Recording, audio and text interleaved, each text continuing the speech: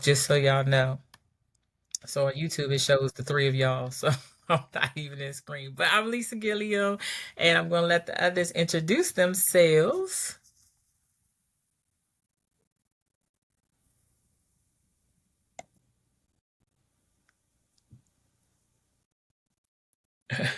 All right.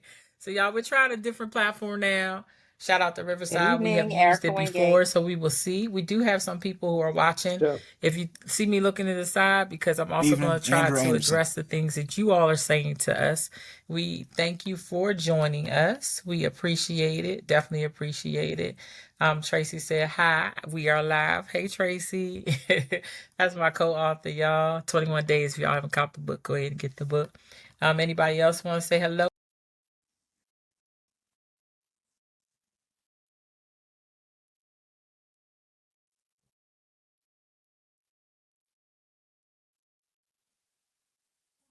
I think we lost our host.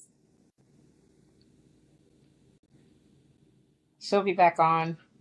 She'll join us back in, How do we and she'll how do we how do we know we're live? because we're still live. This is random but real, where anything can happen. So until Lisa comes back on and finishes the introduction, if anyone is still there with us in YouTube, thanks for your patience. Like she was saying, we're trying a new platform this week versus what we did 2 weeks ago. She and I have done it in the past. I think she's also used it maybe previously with other people. So we haven't really had any challenges with it before. So hopefully she'll get back on and we'll just kind of jump right back in. I don't want to give away the surprise of, what our topic is tonight until she gets back in.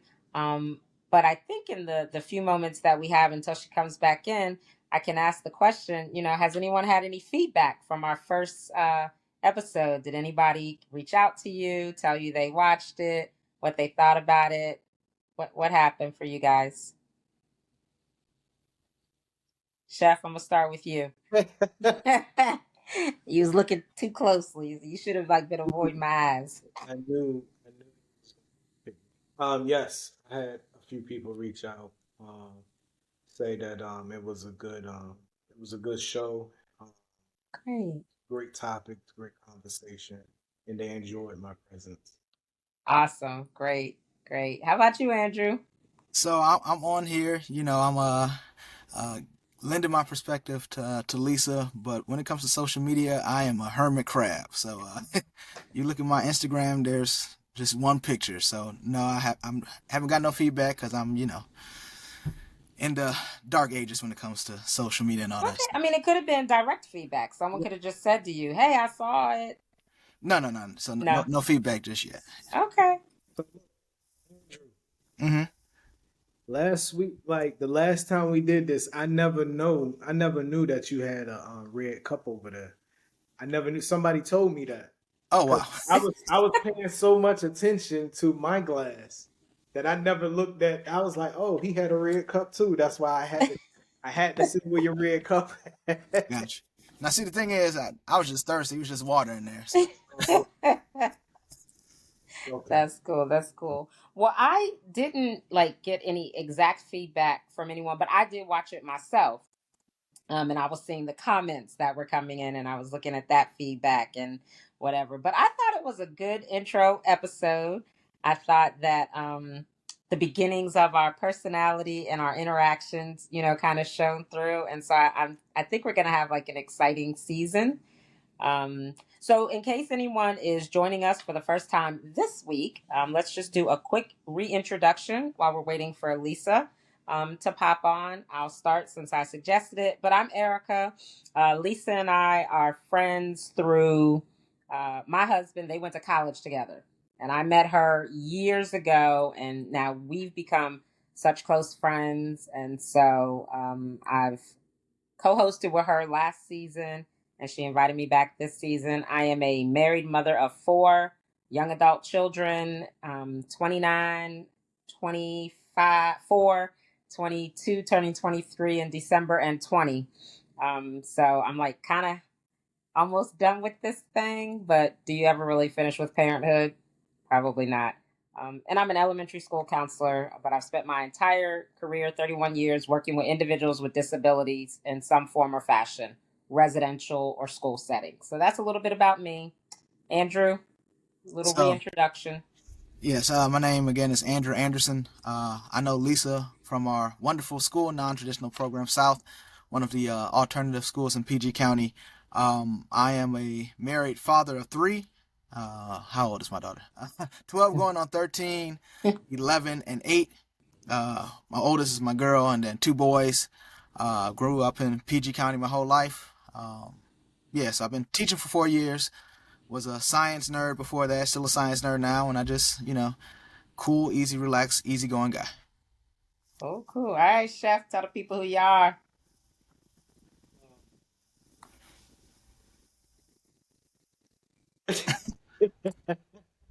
I'm a regular guy. I hope you guys can hear me out there. I'm regular, furlough right now, and just relaxing, just enjoying rest. Um, I like I like this time to refocus on creativity. So that's what I'm using my time for. But other than that, I'm not married. I don't have any children. I'm educated. Um, I don't know. I'm so bad at introductions. No, you're good. You're I good. need more practice. I need more. Well, we'll do this every week. Every other week, we'll come up and let you reintroduce yourself. That's Let me reintroduce myself. Ain't that a rap song or something? Let me. Anyway, don't get me started. So, Um. Lisa just texted me. She said, Mhm. go ahead and start the conversation. Yep. And the conversation started on what are the steps to becoming a wife? A husband or wife. Husband or The wife. steps to becoming a husband or wife. Right. So that's what we talk. That's what we starting off with tonight because Chef, you did bring that up in our last session. And so in bringing that up, you said that Andrew and I had to start the conversation since we were married in answer to this episode. So Andrew, we're gonna do it like the football coin toss. Heads or tails? You wanna go first or second? I'll go first. I'll start it off. Okay, cool. Um, so I guess steps to becoming a husband. Uh, well, just my family background. I was blessed and fortunate enough to know four of my great grandparents as I was growing up as a child. I had both sets of my grandparents until my 30s. So they were both married. My parents have been married going on no 39 years this year. So marriage is just something that was instilled in me. So I'm a clear cut dude. I can be very blunt. I want what I want. I like what I like, and that's just how I roll. So I was never, like in the business of, oh, let me date around and see what I like. No, no, no, no. I knew from a young age that I wanted to be married. If you listen to anybody who knew me as a child, I talked about having 10 kids and all this stuff. I grew up out of that, but I always knew I wanted a wife. So, I had a couple of girlfriends, some ladies and all that stuff. And it was like, I'm not wasting my time. I'm not about to put a 2-3 year investment into something for it to not work out. And in me being blunt, that's how I, communicated to the ladies. Some people were like cool with that, some people weren't. But again, I always knew what I wanted. So I guess step one to becoming a husband is knowing what you yourself want. Step two would then be knowing what you want in your significant other. Again, in the effort of not wasting my own time, I don't want to waste somebody else's time either. So I'm not about to play no games, play with your heart, none of that. Hey, what you into? What's your religion? Where do you see yourself 5 years down the line? So kind of weird for me to be thinking about that in college, but I definitely was.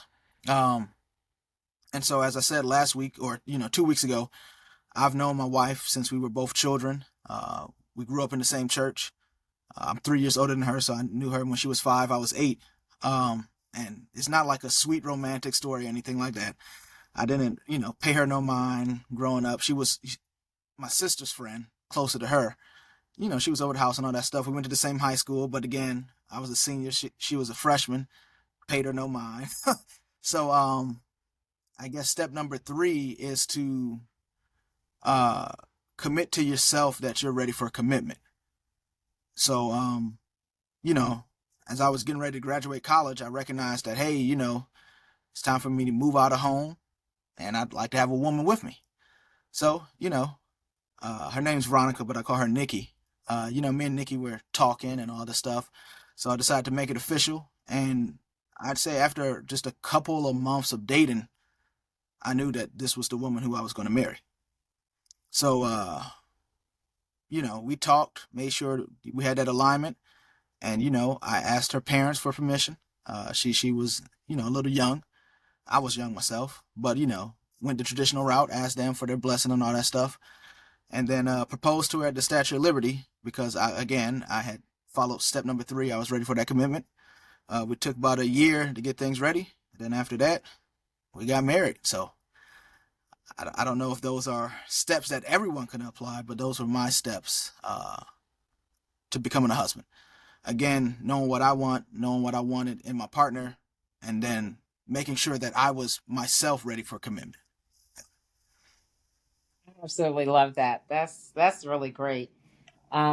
So I think that our answers and perspectives are definitely going to show through our gender differences and our age difference, right?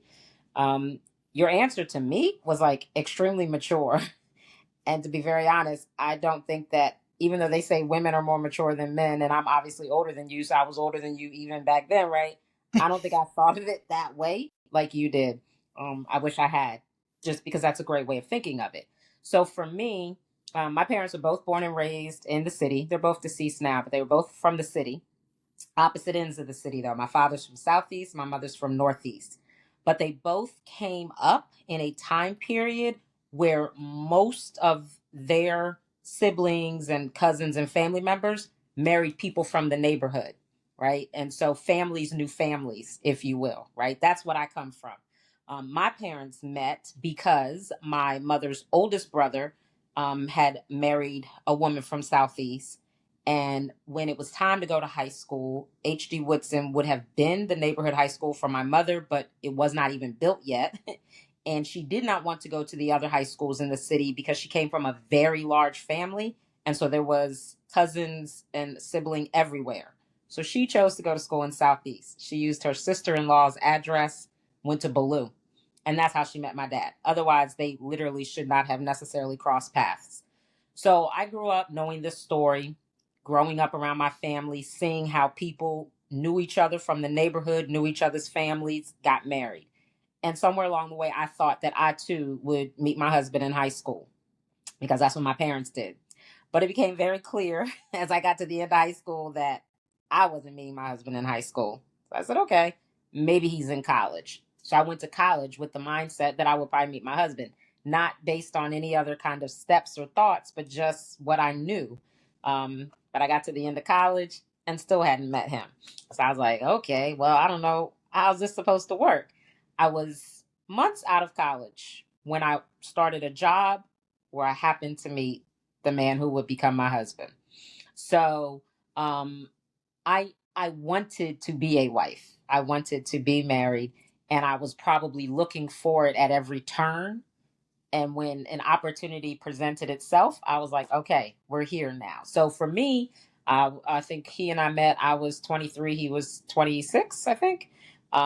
Age wasn't like, I wasn't looking at it like, oh no, we're too young. I was looking for this probably my whole life, right? So in that sense, I thought I was ready. And then, we got married and we had kids. But to answer the question, what are the steps to becoming a wife? I really like what you said. I do think that a person has to have, because we all come from different backgrounds, we all come from different familial setups, right? So what are our experiences? I think having a clear knowledge of self and what you want, no matter what you experience, would be a good first step for anybody. We live in a time now, I believe, where because mental health is a bigger issue than it ever was, years ago, where we can take the kinds of steps to prepare ourselves mentally for such a role, because you bringing two people together who come with a lot of different stuff, and if neither of them are really right and ready within, that stuff is going to get all convoluted or whatever, right? So I think a step to becoming a husband or a wife comes first with some self awareness, self knowledge of what you're looking for and what you're willing to accept, right? And so that you can then have those conversations. A little plug here for Lisa and Tracy's book, their book 21 Days. At the back of the book, and I told Lisa when I first read this book, even as a married woman, I loved it. At the back of the book, it has all these questions. So like you were saying, Andrew, you didn't want to have to ask, what's your favorite this, what's your, but there were a lot of questions one should consider, right, when trying to make a life with someone else. And I thought that was great. Like when you're dating, if you are dating someone and y'all like really feeling each other, y'all going on several dates, y'all liking each other, like these are some of the kind of questions like that. And I don't have the book right in front of me, it's upstairs, unfortunately. I have to bring it, make sure it's next to me next time so I can reference it better. These are the kind of questions you should be asking when you're dating somebody, so you'll know, are you wasting your time, or is this a person that you could hopefully spend the rest of your life with? Because that's the other thing, right? Some people go into marriage clearly one and done, till death do us part. This is the only one. And other people go into it like, you know what, 6 7 months in, a year in, 2 years in, 5 years, this ain't working for me, I'm out. I can find somebody else. So you also have to have that kind of determination. What does marriage mean to you? Is this a lifelong commitment? So my husband and I, over the years, we went through premarital counseling for sure, but we've also gone through some marriage enrichment along the way. And one of the big takeaways I learned from a Bible study we did called Radical Love is that marriage is a covenant, not a commitment, a contract, right? Like you can get out of that stuff, but a covenant is something that you really anticipate enduring. So, does that kind of answer for you, Chef, when you posed the question initially? Or were you looking or thinking that we might answer it differently? Uh, I was thinking that you guys was going to answer differently, but I would want to ask a question that both of y'all kind of said. Whether Drew, you already knew what you wanted, and Miss Erica, you already said I wanted to be a wife.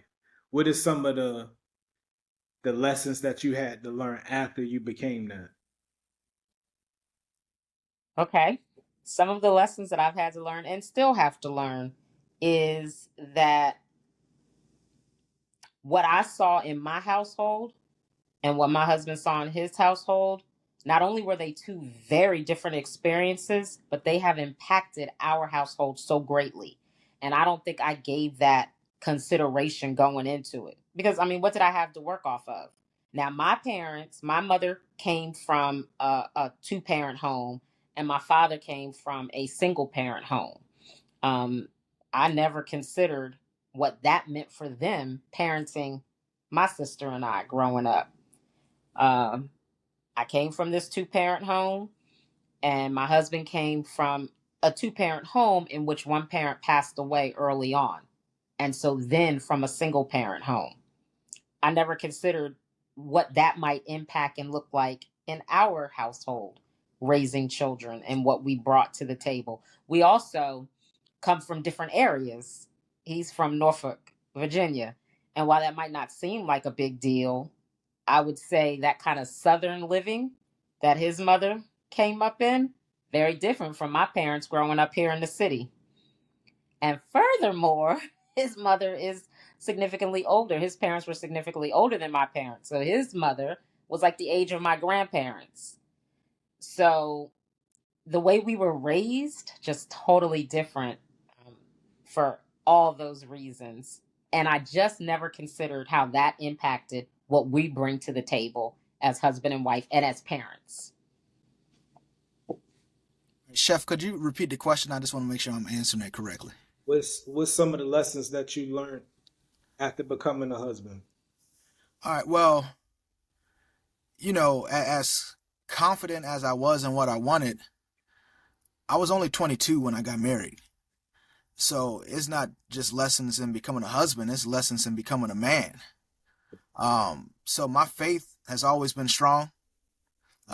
When I proposed, and as I said, coming out of college, I was still living at home. I didn't know where I was going to live. So, we had set the date and everything. And we didn't get the keys to the house until about 5 days before the wedding. But I trust that God will provide. And there's been other instances of that happening. When we closed on our current house, that same day, I had got notice from my job at the time that we were being bought out and they weren't keeping anybody in management. So you go through this whole process, of checking your credit and verifying your income and all this stuff. And you sign like, all right, we about to have this home, woo, we moving on up. And then I lost my job.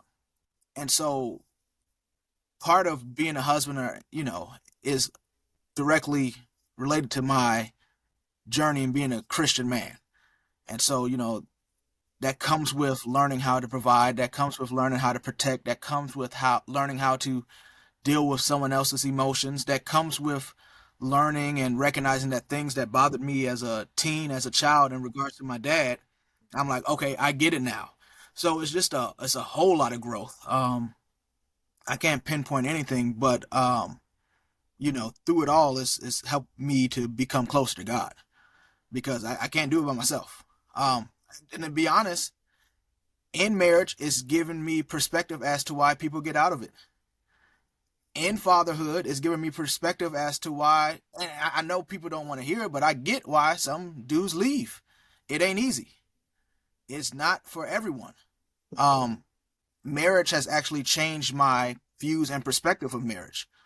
I think the church forces marriage down people's throat, but no, everyone shouldn't rush to get married. Everyone shouldn't try to find fulfillment in themselves in marriage. I know people always say it all the time, marriage is work, and it is. So, marriage has taught me all of that. I don't have no regrets. I wouldn't change nothing for the world, Right. but it's given me perspective that, hey, you need to be assured, as Erica said, that, this is something that you guys are ready to commit to. What is your definition of marriage? I think nowadays people, I know some individuals who get married to be married. No, I mean, just date. Like, marriage is a covenant. Marriage is from God. And so it's like, if he's not at the center, why are you rushing to do it anyway? It's something that I haven't heard you guys say it yet. You didn't tell me what you had to sacrifice to be married. What did I have to sacrifice to be married? Yeah, what you had to give up. Well, that's probably an individual thing because some people are not going to think like what I'm about to say. But for me, you have to give up wanting to be with anybody else. For me, marriage is just us, and that's it. I've been married longer than that. I've not been with anybody other than my husband. That's what you have to give up.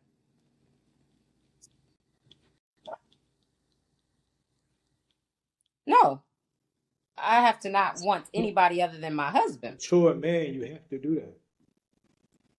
So I guess I'll jump in from the perspective as a man. Two things. Um,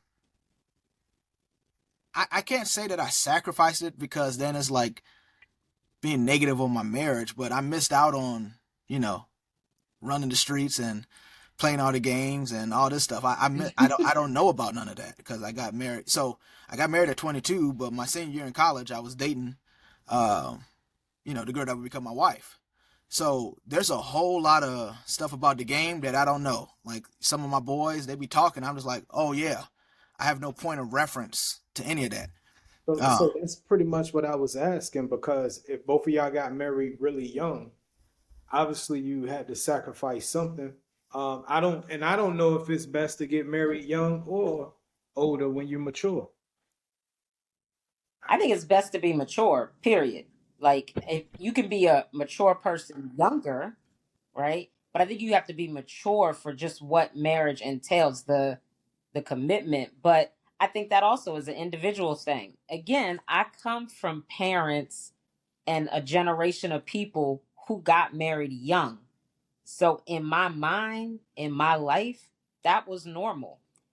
But we're not in that space any longer.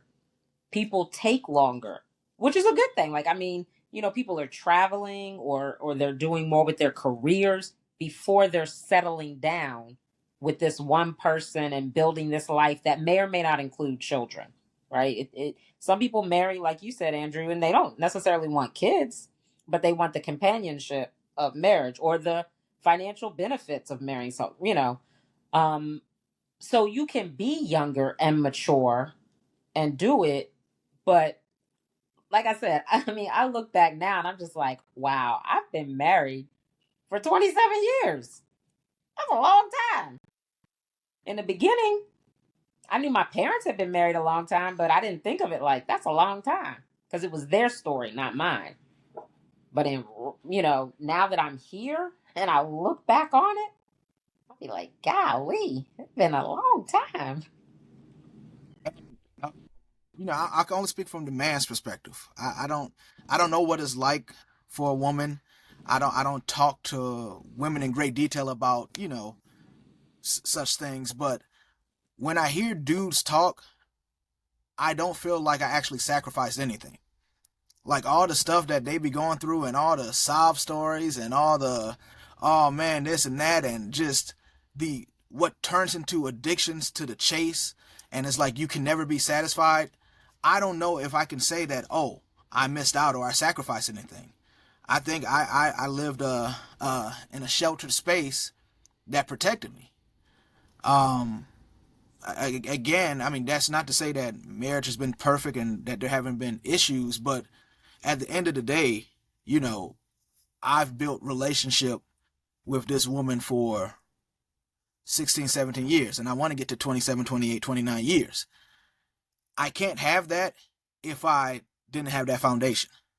And that's not said in judgment. That's just for me answering your question. What did I sacrifice? I didn't sacrifice nothing. I can compare myself to others, but for me personally, I don't view it as a sacrifice or that I'm missing out. Now, also to your point, yeah, just because I'm married, my eyes still work. I do have to deny myself daily because I am a man, so that may be something that a man struggles with more than a woman, but it's just part of the whole package. I like those answers. Can y'all What wait a about second, one learning how second, to Chef. communicate One with second. each Can other? y'all hear me now? Yes, no? Yes. Okay. Yes.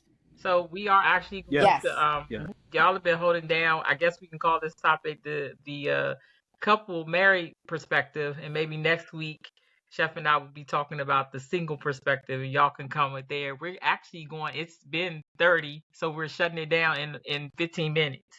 So we can continue with asking Drew and Erica different questions about that, or you all can state some things, Drew and Erica, that you all had related to what Chef was talking about. Um, it's up to y'all how y'all proceed, but I just wanted to give us a little time. And just for the audience, I have been reading. I apologize. I didn't want to touch the other computer because if I did, it would shut everything down. So I had to figure out another way. So I'm using a different device to get on. But y'all were holding it down. You see, they didn't even need me, y'all. Great team. I love it. I love it. But we can continue that. We have a few more minutes to talk about that. Or you all can share your stuff, or y'all can let Chef continue to give y'all questions because y'all are rolling with it. Was there any feedback or So any far, no. questions I asked if anybody or had any comments? questions. Nope. Okay. Some people agree. You got some Okay. thumbs up, some hearts, and things like that. And just so you know, last week when you were talking about Tracy said it was a good show. So, because I couldn't read it because I wasn't. Okay. All right. So, Chef, do you feel like we answered like the original question? Yes. Yes. Yeah. Okay. Yeah. I mean, it's an individual thing. Mm-hmm. What about learning how to communicate with your spouse? Uh, Hmm. I would say of all the rough patches, that was the roughest. Um, my wife is Filipino. She was born in D.C., grew up in Sea Pleasant, but her culture is her culture. And so for Asians, you know, communication ain't their forte. And so, my dad, born in Mississippi, uh, parents from Mississippi, communication wasn't my grandfather's forte. So my dad was very communicative with me and my siblings. He made sure that we knew we were loved. Like, overemphasize that. And so, he was very lovey dovey. We on Fridays nights, on the weekends, we'd have sleepovers in the living room with my dad and all that stuff because he felt growing up that he wasn't loved. So he always was like, "Hey son, you can talk with me. Whatever's going on, let me know." And so that's how I grew up. And so communication was huge. Again, in the Asian community lifestyle, that's not the case. So I say for the first 5 years, it was full of arguments because we couldn't communicate, you know, on the same level. It was like, hey, open up. Hey, you saying, you sad, you upset or whatever, but you're not telling me how you feel. So that was very much a rough patch that we had to work through culturally, just personally. I just, again, as I said from the onset, I'm blunt. So sometimes I could be a little rude. Sometimes I'm not the most empathetic person there is. Sometimes, yeah, I'm a scientific mind and analytical, but a woman don't need to hear that or want to hear that. I had to learn to go back to the other question. I had to learn how to take care of a woman's mind. And part of that is how I communicate, how I listen, how I respond to what I've heard, not just listening to like shut you up, but like, okay, I've digested what you said now. Let me apply. And so, yeah, communication has been a huge journey, and it is a journey that we're still dealing with to this day. Yeah, I would agree. So I have a psychology counseling background, right? Like that's who I am as a person. And I can psychoanalyze my parents growing up, their marriage, my husband's people growing up, all I can do all that. But none of that really matters if you yourself do not know how to communicate effectively, right? And even on the jobs, no matter what kind of job you have, they may have trainings, for your position that require you to learn how to have effective communication. And so communication absolutely is key. Um, the way that you talk to people, the way that you listen to people, the way that you respond to people. Now, I have my core group of girlfriends. We've been friends since 17, 18 years old in college, still together to this day in our mid 50s, gone through everything in life together. And I can promise you, I know what they say about women, but I promise you, in this group of women, rarely do we argue, fuss, fight, disagree, stop talking, anything, right? But what makes our relationship any different than my marriage? Like, why would I invest in this friendship with my girlfriends and we communicate well with each other and we make sure we take care of each other, but I don't put that same kind of energy into my relationship with my husband?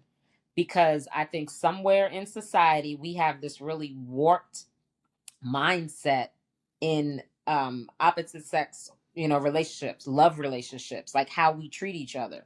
We don't give each other that same respect sometimes in communicating with each other, and things of that nature. And so a marriage tends to go through, like Andrew just said, these challenging times with communication because we don't care for each other in the best way. But then you'll take another friendship or relationship and you'll put a lot of care into it. I don't know how you guys are, but I would imagine you don't, let your friendship with your boy, your best boy, go with like a misunderstanding. You'd set it straight, right? Like you let him know, nah, this what it is or this what it isn't.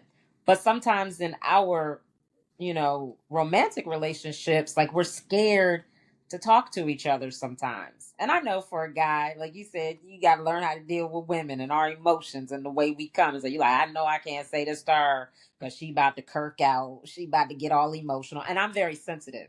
And that was hard for my husband. I cry in a heartbeat. and he didn't really like that. He wasn't used to that. That's not something he was familiar with or happened in his household. But in my household, we were allowed to express our emotions. You know, we were allowed to be sad and look sad and feel sad. And so it was definitely growing pains. Communication is growing pains. Erica, to your point about the differences between males and females, I think you just said it. So if I got an issue with my boy, I'm not worried about his emotional response. Mm-hmm. If we close, he's gonna receive it. And so, and this is not, I don't think this is just marriage. I think this is dating in general with, Mm-hmm. men and women. It's like, oh, how are you going to receive it? Are you going to cry? Are you Mm-hmm. going to hear what I said? Or are you going to take a sound bite and get, sorry, hypercritical, hyper emotional about something that I said? And I think that's the differences between, men interacting with men and women interacting with women. Women understand and know how to communicate to one another. A man's like, hey, this upset me, blah, blah, blah, blah, blah. And then you get hit with a mountain of things that are unrelated to the issues that brought up. And it's like, all right, well, let me try to take care of you, but hold up. Guess what? You're supposed to take care of me too. Mm-hmm. And so it's that expectation of care as well. I don't got my boy, if he don't show up, he don't show up. We cool. But my wife, she gotta show up. That's part of the covenant. That's part of the agreement. So now I got extra heart ties to every word that you say because guess what? You're supposed to be taking care of me. But don't you So think? yes, I'm supposed to take care of you. I don't know. I mean, I've been quiet, I've been listening, but don't you think? I think that that's part of the issue is that that practice doesn't take place prior to the marriage. Like, I understand that we communicate differently, and we only have like maybe 3 minutes left. But I think that that's one of the things that we in society, especially those males who have reached some sense or level of communication, should be teaching their children, or you know what I mean? So especially if they're male children, to have empathy, to be understanding, to communicate better, still be a man, but also have a little bit of both. And I don't know that that really like it. I cringe when I hear a man say to another man, "Don't cry, stop crying about that," because God gave us tears. He has scriptures about crying, literally in the Bible. And so I'm not saying you should cry about everything, but I think that it has to be, and maybe it's not in front of your boys or in front of your woman, but it still should be a balance of, I don't think that society in general deals with emotions. And I know we don't have enough time to really address that, but it's just something that, huh? Because even Jesus wept. If my Lord and Savior Dang! can I'm cry, sorry. so can I. Damn! Like, y'all, what the audience, what do y'all think about this? Erica, I want you to say that Timothy Tim said Erica's sighs are funny. So I guess you you make these sighs before you speak, and they find it funny. But crying is a part of life too. You have emotions, and honestly, when people don't, I guess because Erica and I both have either psychology, counseling backgrounds, and so we help people with their emotions, right? And in expressing themselves in appropriate manners. Cause I kirk off, I told y'all last week. This week I turned into the Hulk. It happens. And but I will express myself, but I also will apologize. Um, if I say something or do something to offend anybody, because if I care about a person, then I don't want to hurt them. But I still might. It's never going to be intentional because that's just not who I am. Although sometimes it's read that way because of size, stature, like all that stuff. People think that I'm really trying to come for them when I'm really not. But crying is a part of, tears are cleansing, and I think that when we don't tap into that part of us, it's a shell there.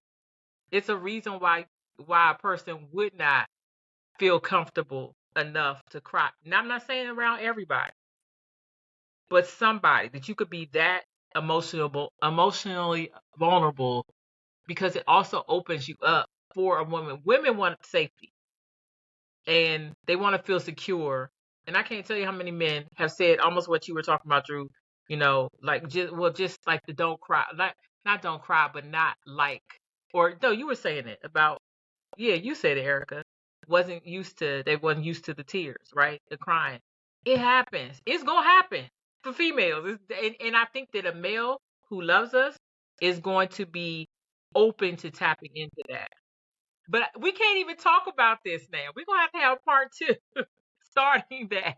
I know, yeah. Yeah, because we do have to go, but Are y'all, are y'all really telling me y'all ready for emotional men? yes, Y'all can have emotional men. emotional men. What do Really? you mean Really. by an emotional man? I would hope so. Let's After put all that that topic up money I next Really? week because spent I got on lots of school, things.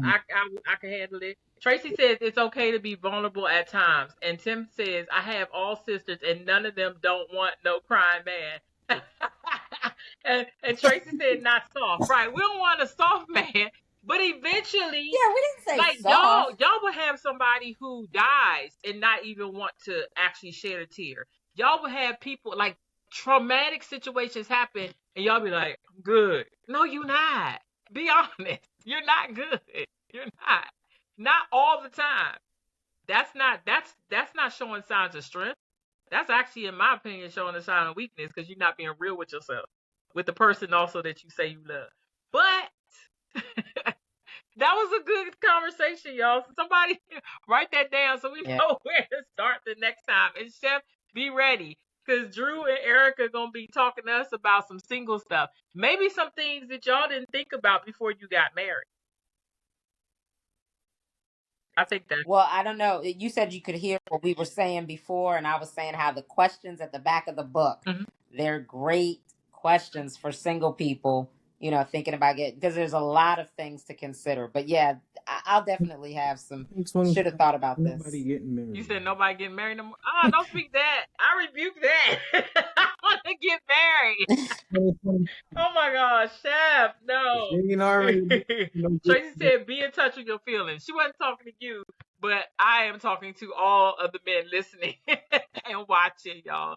Okay, last final words for this topic. Chef, you go ahead. What would you like to say? Positive to the people, please. Don't speak no thank you for non-marriage. watching. Keep on. What you say? Oh, what you want me to You have say? a Now? closing comment. That's what I'm asking. Keep on watching. Okay.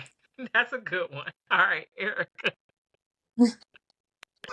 My closing comment would just be that let this be a catalyst to conversations, period. Like the fact that we're having this conversation, how many of us sit around and have these conversations with our friends, our peers, our dates?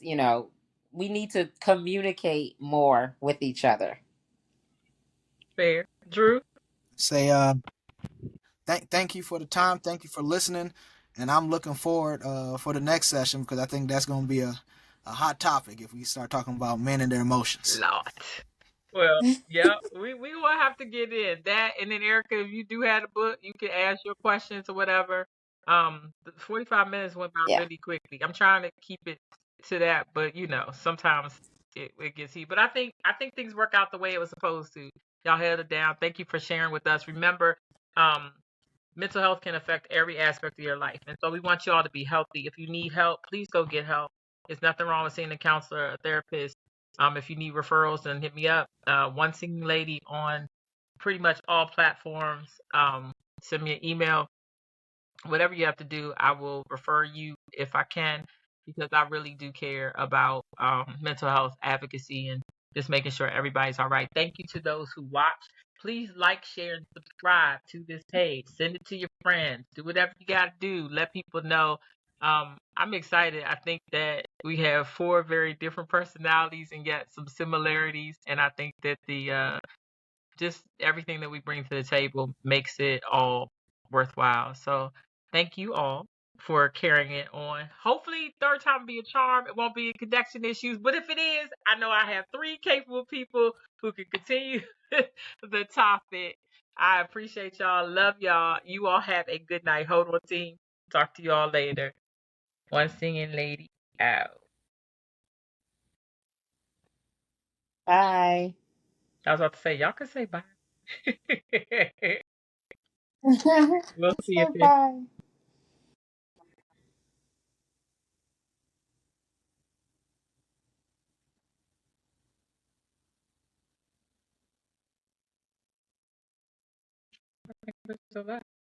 So it's not letting me shut down. So we're just gonna shut down another way. Oh, it wants us to keep talking. I know. We're just gonna shut down and then we'll just get off of here and then I'll talk to you all offline. See y'all everybody. So just you can leave. Take care. Take